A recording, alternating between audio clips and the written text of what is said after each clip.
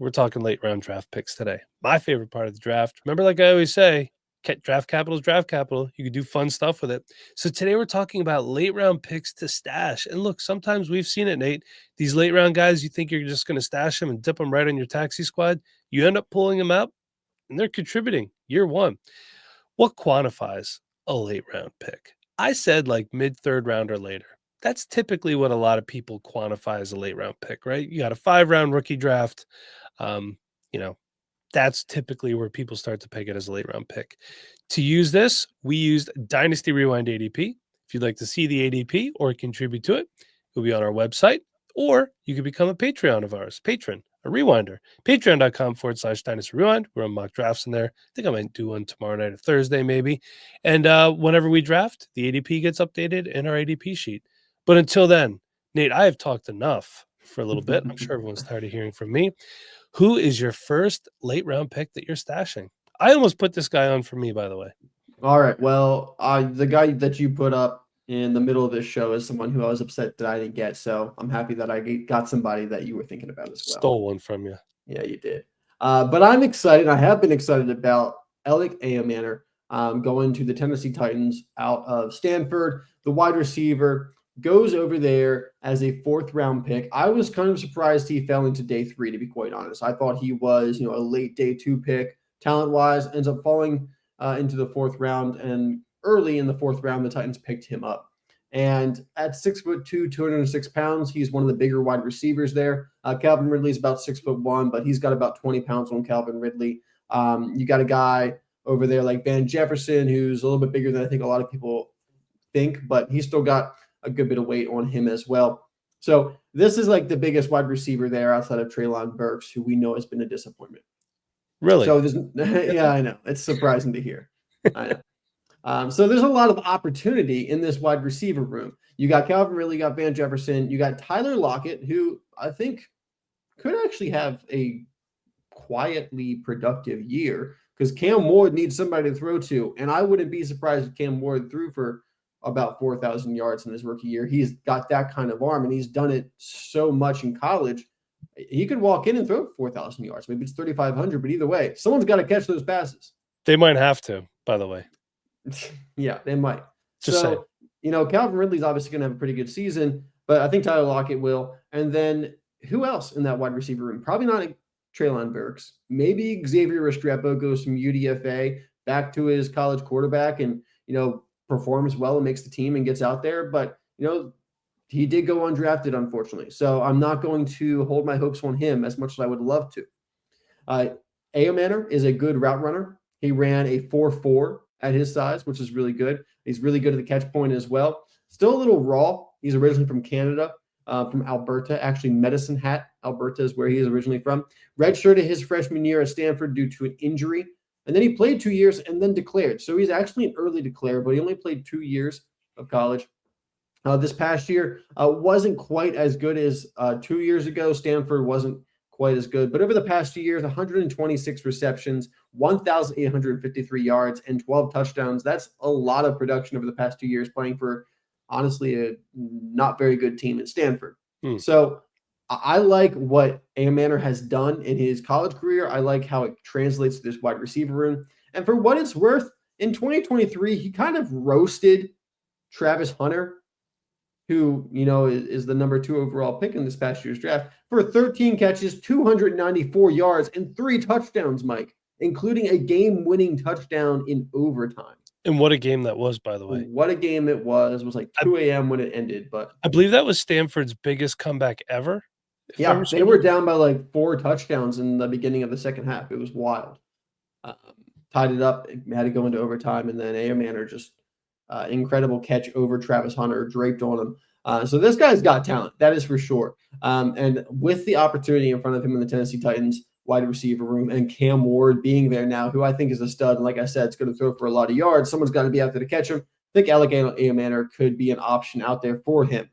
Realistic expectations, not expecting him to be a top 36 wide receiver or anything. But I do expect like a top 75 wide receiver season. Doesn't sound super great, but other guys in that range last year, Dontavian Wicks, Keyshawn Butte, Keon Coleman, overall, that would be a pretty solid rookie season for a 4th round pick. that you could continue to develop on. And looking at that, that's about 40 catches, 500 yards, 5 touchdowns. It's nothing too crazy. Not something you're probably going to have in your starting lineup, but enough where you see flashes where maybe he can improve in that second year. There's always the option for more than that with the opportunity that could be in that wide receiver room. But at the 311, which is his Dynasty Rewind ADP, I'm really happy with picking up the upside there. Yeah, I like that. I'm actually surprised when I saw this on here. I figured you were going to go Xavier Restrepo. Honestly, It's just a UDFA. yeah, If he was like a 6th rounder, I might have. But, UDFA, it's tough. It's tough out there. yeah, I get it. So I like the player. I like the pick. And yeah, he has opportunity. And you say that Tyler Lockett's probably going to have a good year. I don't see why not. I mean, Tyler Lockett, one thing he doesn't do is miss a lot of games. Just looking back through his Because he history falls here. down every time he catches the ball so he doesn't get hit. Yeah, that is true. But last year, 49 catches, 600 yards, and 2 touchdowns. I think it's safe to say he could easily do that this year in Tennessee, for sure. Yeah. Let's move on. Let's talk about my player that I'm stashing. That's New England Patriots wide receiver Kyle Williams. I'm assuming this isn't the one that you were talking about being upset that I took. No. Yeah, you're not a Kyle Williams fan. No, I'm I not am. really. He's going off at the 307 in our ADP. He's also in a very crowded wide receiver room. Hear me out. The starters right now are Demario Douglas, Stephon Diggs, Mac Hollins. Kayshon Boutte, Kendrick Bourne, Jalen Polk, and Javon Baker are the notable reserves. There's some other guys on there, but guys that are likely not going to make the roster. So I didn't include them. I do think that Williams is going to have a lot of playing time in the preseason. He's going to have a chance to work with Drake May. Probably not as much as the starters, but he'll get his opportunities in there. So if he shines, I mean, he's going to be a lock to make the team. That much we know. Mhm. But we've seen, the New England Patriots wide receiver room. It needs a boost, and I think that Kyle Williams could be that guy. He is a great field stretcher. I think he could also be used on some close to the line of scrimmage plays as well.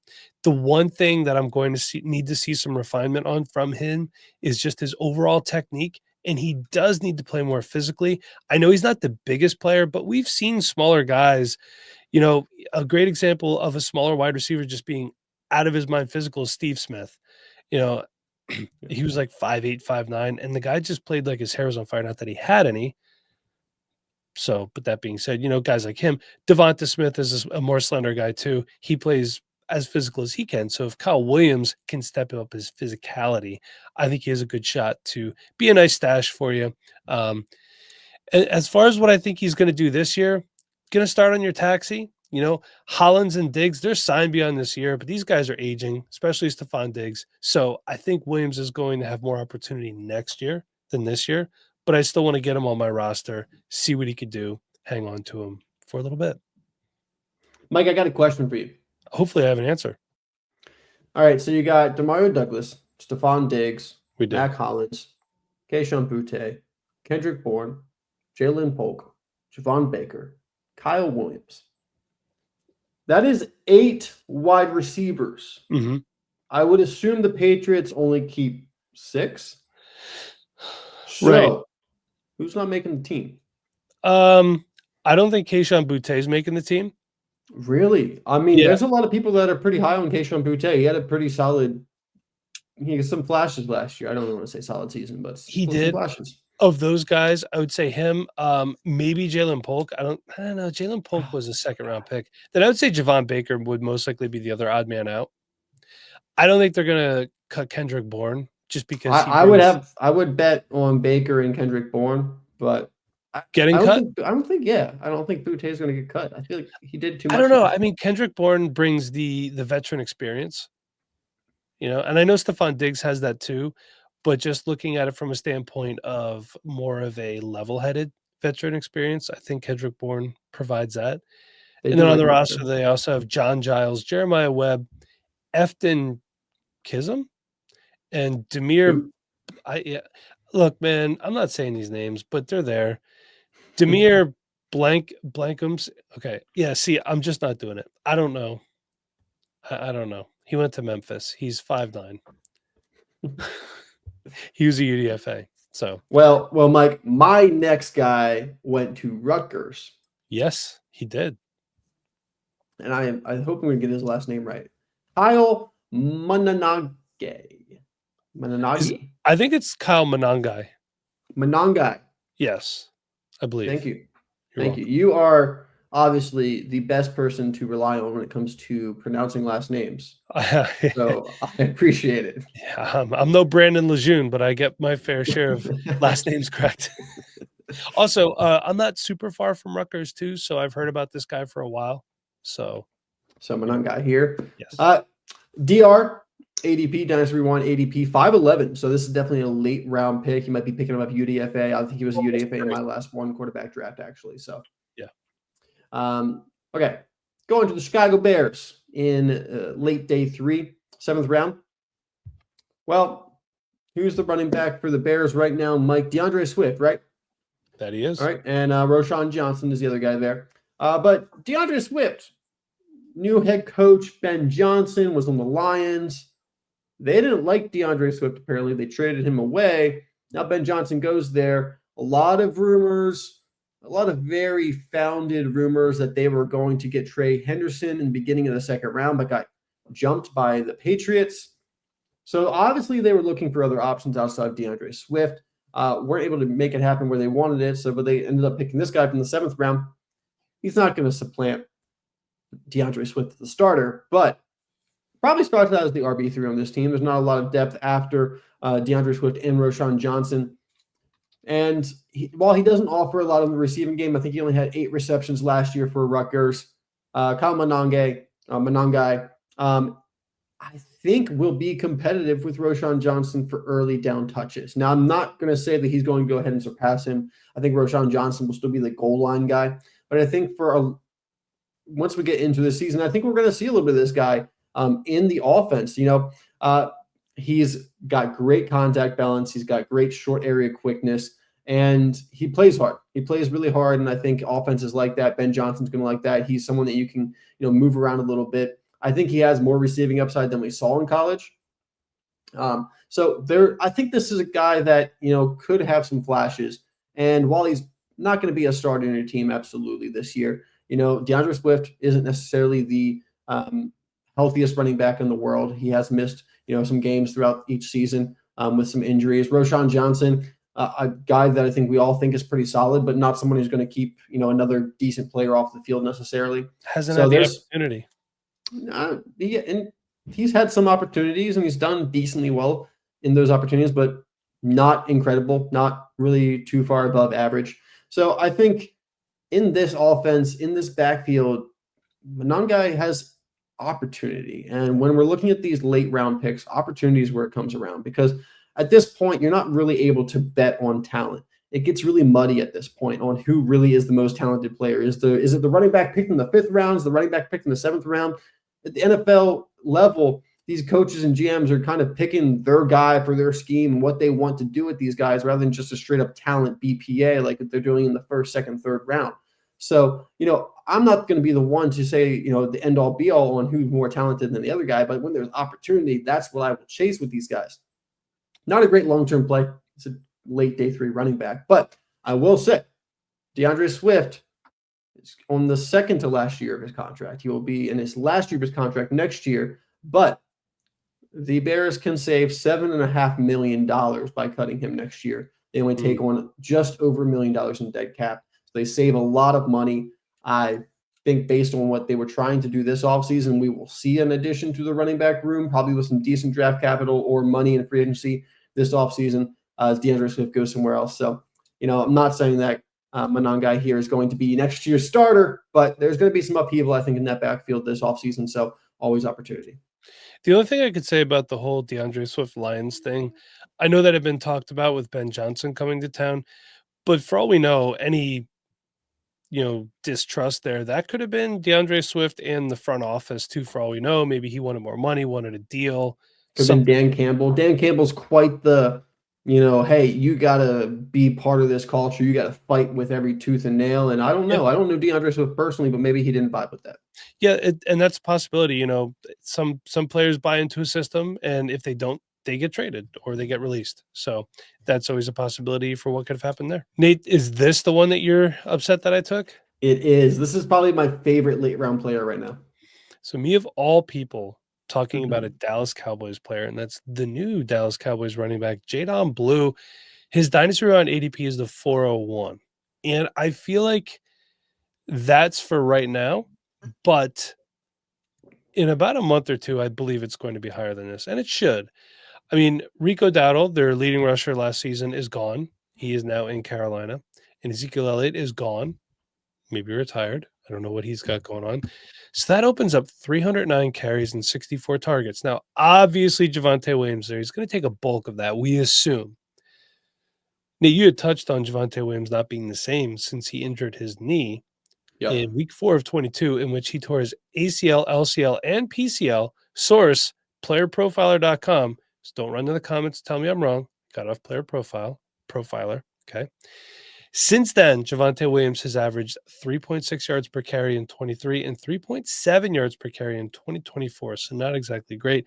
And by the way, Miles Sanders, who's listed as third on the depth chart in Dallas, he hasn't fared well since leaving Philadelphia after the 22 season. He has totaled, in those 2 years he's been gone, 637 rushing yards with 3 touchdowns and 302 receiving yards with 1 touchdown. That's 2 seasons, 27 games, and 7 starts. So he's been such a disappointment. Remember, he signed like a 3-year deal. He did. Pretty decently sized contract for a running back. Yeah. And wow. The lack of production is kind of appalling. Not to mention Jaydon Blue, pretty big back, 6 foot. He's fairly physical. And in my opinion, he's one of the better receiving backs in the class too. And I think in a PPR format, that's really where he's going to make his money. Your money for your league. And I do think that he's going to get some playing time. I don't think it's going to take too long for that to happen. This is a guy that could step in and be a decent flex play, or, maybe one of those low-end injury/bye week fill-ins. You're going to need guys like this. We all have players on buys. We have guys get hurt. So I think Jaydon Blue could be one of those dudes, and especially at the 401, I think he's a great stash to have around. Not a taxi stash. Keep him on the end of your bench. Yeah, I agree. I love Jaydon Blue right now as a 4th round pick, as a late 3rd round pick. I'm more than happy picking him up. I think there's a lot of upside there with very little initial investment. Yeah. Nate, do you want to go to your last player? I will. Next up, I got wide receiver Tory Horton out of Colorado State, going to the Seattle Seahawks in the 5th round of the NFL draft, currently with our Dynasty Rewind ADP, the 503. Tory Horton had quite the college career. It was very productive, especially in 2022 and 2023. Between those 2 seasons, 167 receptions, 2,275 yards, 16 touchdowns. Honestly, one of the best wide receivers in college over that 2-year period. Unfortunately, he had a knee injury last year, only played in 5 games, had 25 receptions, 331 yards, 1 touchdown. And Colorado State wasn't very good in those games he did play. Missed the rest of the season with a knee injury. There was some questions about if he was going to even be able to test at the NFL Combine. He still did test. And coming off this knee injury, where he did have knee surgery, it's college, don't tell me exactly what it is, but he had knee surgery, so it was significant enough to miss the season to have surgery. Went to the Combine, and at 6'2", 196 pounds, 6'2.5" actually is what the NFL website says, ran a 4.41. And with a 1.53 10-yard split, which is really, really good acceleration, I was very impressed by that. I knew Tory Horton was a bigger guy, could play on the outside. I didn't expect him to be that fast. So for a team with the Seattle Seahawks that now their top 2 wide receivers are Cooper Kupp and JSN, 2 slot receivers, they need somebody on the outside. Tory Horton can do that. He's got the size, he's got the speed, he's got the route running ability, he's got the technique. He's shown us what he can do. He can be a bit more physical, as that outside wide receiver is going to need to be a bit more physical at the NFL level. But this is a guy that has a ton of upside because he's got the athletic testing. He has the production profile. And, unfortunately, he stayed in college an extra year. I thought he should have came out last year. I actually really thought he came out actually for a little bit. And then I realized he stayed back at Colorado State and had the injury. So, otherwise he would have easily been a day 2 pick last year. If it wasn't for the injury, would have probably been a day 2 pick this year. So, you're getting this guy at a value. And on a team where, you do have 2 wide receivers, they're going to get a lot of the targets. There's not going to be a lot of expectations for Tory Horton, but his competition for the wide receiver 3, for that outside wide receiver right now, is Marquez Valdez-Scantling and Jake Bobo. Not the toughest obstacles to get through. If he can show some promise and get out there. MVS, I know is fast, has had some production over his career, but I believe MVS is he's been around for a little bit, so he's kind of on the tail end of his career at this point. And I know there's some people out there that are some Jake Bobo stands, but I think Tory Horton has a pretty good shot to be a productive kind of wide receiver 4, wide receiver 3 for this team this rookie year.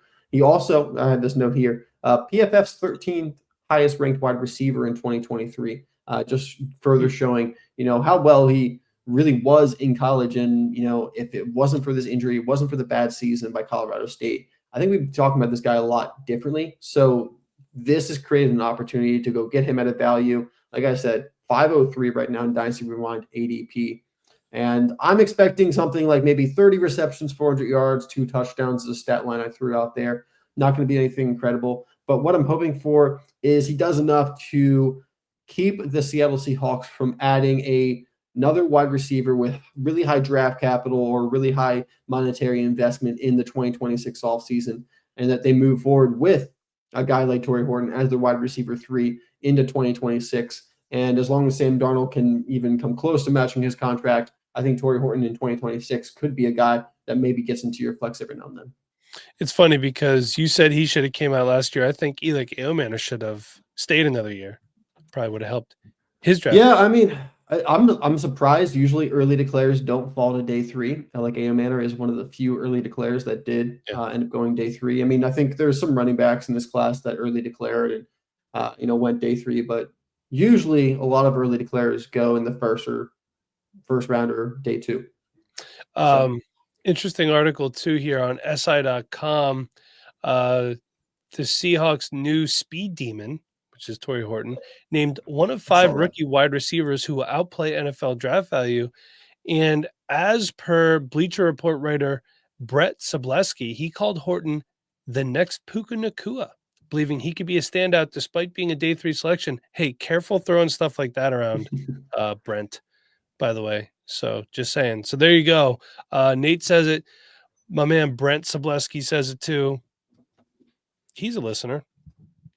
Is he? Yeah, sure he is. He is. Yeah, he loves this podcast. In my mind. So wouldn't be a Dynasty Room podcast without me talking about a late round tight end. At the 312, we have Los Angeles Rams tight end Terrence Ferguson.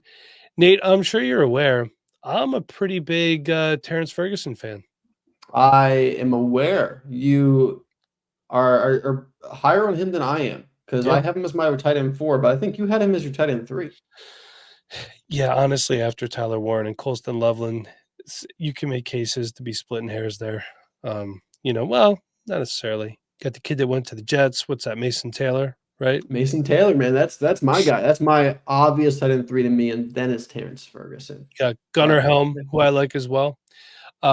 But here's the thing about Terrence Ferguson, okay? For his size, I think he could be a little more physical, but he is a very dynamic field stretcher. And I think going into a Sean McVay offense, losing a guy like Cooper Kupp, they got Devontae Adams out there who's on the downward part of his career. Still think he's going to be fine for this year. If you're playing a redraft league, Devontae Adams is a good selection. Got Puka, and then you got Tutu Atwell, who came on a little bit last year, but I'm still not sold 100% on Tutu Atwell, to be honest with you. Tyler Higbee is there, but he's 32, which apparently is old now. And he has missed 16 games over the last 2 years. He had an ACL/MCL injury, a shoulder bruise, and a stinger. So all 3 of those combined for 16 games. Here's the thing. Tutu Atwell's a small guy. He wants to put some versatility and flexibility on the field. McVay could roll Terrence Ferguson out there and get him in some creative ways. He's more dynamic than Tyler Higbee. Do I think that Tyler Higbee is more of your prototype traditional tight end? Yes. Do I think Terrence Ferguson with some time in the NFL can be that? Yeah. I don't see why not. Higbee's contract is up after the season as well. 2026 is technically there, but it's a void year. So Ferguson's going to have some real opportunity, and I think it starts this year. Now, I do think that may be better for best ball this year. I think he's going to get some targets, some opportunity. I think it's going to come in clusters. You're not going to know when to start him. That's year 1. But I think he has a chance next year where if he is the starter, he could crack the tight end 2 realm. It's not out of the realm of possibilities, right? I don't disagree. I think there's plenty of opportunity for Ferguson. I'm certainly a fan of him, especially at 312. I think is such a great deal if you're Yeah. looking for a tight end. If you missed out on the top two, if you missed out on Mason Taylor, the back half of the second round or whatever, I'd be more than happy picking up Ferguson. It's funny, Mike. You mentioned Devontae Adams there. I still it hasn't really set in my brain that Devontae Adams is a Los Angeles Rams yet. I need Well, to he see that on is. the field to really understand it. I always forget that he's out there. Yeah. I mean, he's 32. So, Hey, I'm thinking, hey, I'm gonna go try to throw a 2026 second round pick somewhere for Devontae Adams, see if I get someone to bite because I agree. I think it'd be a pretty good lineup starter this year. I mean, he's going to have ample opportunities out there Yeah. for And Matthew sure. Stafford still can sling it. So Yeah. I'll tell you what, man, Matthew Stafford, you see a lot of these guys like Brett, Ben Roethlisberger, his arm just deteriorated. Drew Brees, we saw it with him. Matthew Stafford showing no signs of that. Philip which Rivers is was in the right incredible place. considering how many times he's been hit in his career. Like, Yeah.